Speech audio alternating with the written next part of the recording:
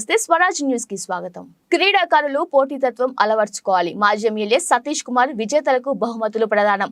ముత్యాల Gandhi Yadav grace ball ఉమ్మడి కరీంనగర్ జిల్లా స్థాయి క్రికెట్ టోర్నమెంట్ పోటీల ముగింపు వేడుకకు స్నాబాద్ మాజీ ఎమ్మెల్యే వడితల సతీష్ కుమార్ ముఖ్య అతిథిగా హాజరయ్యారు. ఫైనల్ విన్నర్ అక్కనపేట మండలం జనగాం గ్రామం, రన్నర్ గా సైదాపూర్ మండలం శివరాంపల్లి గ్రామం గెలుపొందగా విజేతలకు మాజీ ఎమ్మెల్యే సతీష్ కుమార్ బహుమతి ప్రదానం చేశారు. అనంతరం వారు మాట్లాడుతూ ఈ పోటీలు క్రీడాకారుల ప్రతిభను బయటకు వెలికి తీస్తాయని, భవిష్యత్తులో రాష్ట్ర స్థాయి పోటీల్లోనూ ప్రతిభ చాటాలని కోరారు.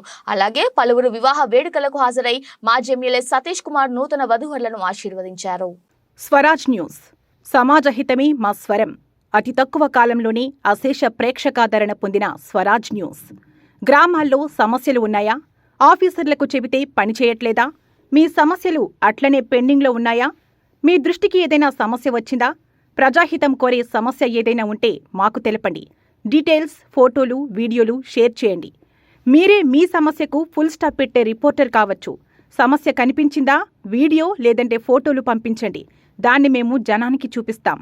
Swaraj news WhatsApp number 9441623078.